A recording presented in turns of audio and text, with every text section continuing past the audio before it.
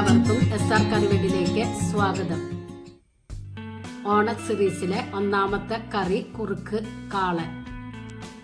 ഓണസദ്യക്ക് വിളമ്പാൻ പറ്റിയ അടിപൊളി കാളൻ. അപ്പോൾ റെസിപ്പിയിലേക്ക് പോയാലോ? അതിനായി 2 നേന്ത്രക്കായ ഇതുപോലെ തൊലി കളഞ്ഞെടുക്കുക.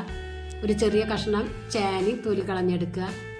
നേന്ത്രക്കായ നടു ചീന്തി കഷ്ണങ്ങളാക്കി എടുക്കാം.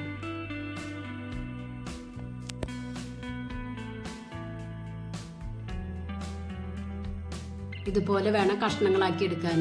നേന്ത്രക്കായലത്തെ കറ ഇറങ്ങി വരാനായി മഞ്ഞൾ വെള്ളത്തിൽ ഒരു 10 മിനിറ്റ് ഇട്ട് വയ്ക്കുക.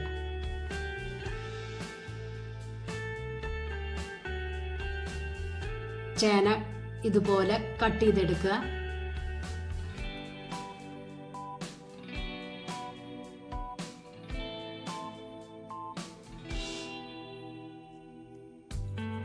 കഷ്ണങ്ങൾ നല്ലവണ്ണം വാഷ് ചെയ്ത് ഒരു ചട്ടിയിലേക്ക് ആഡ് ചെയ്ത് കൊടുക്കുക.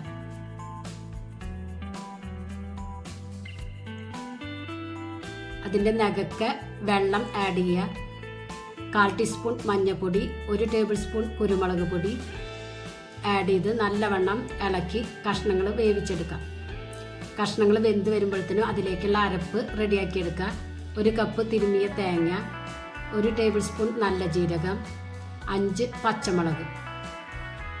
ഇത് മിക്സിയുടെ ചെറിയ ജാറിലേക്ക് ആഡ് ചെയ്ത് കൊടുക്കുക.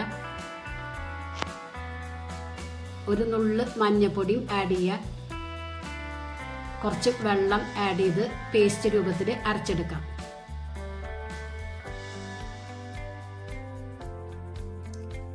ഇപ്പോൾ കഷ്ണങ്ങളൊക്കെ വെന്ത് വന്നിട്ടുണ്ട്. കഷ്ണങ്ങൾ വെന്തതിന് ശേഷം ഉപ്പ് ആഡ് ചെയ്ത് കൊടുക്കുക.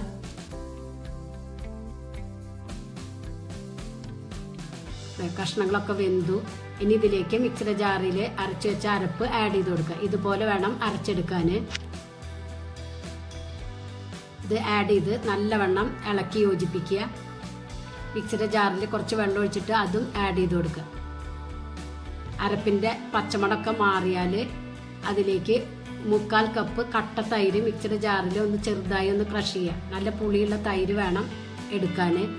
അത് കറിയിലേക്ക് ആഡ് ചെയ്ത് കൊടുക്കുക.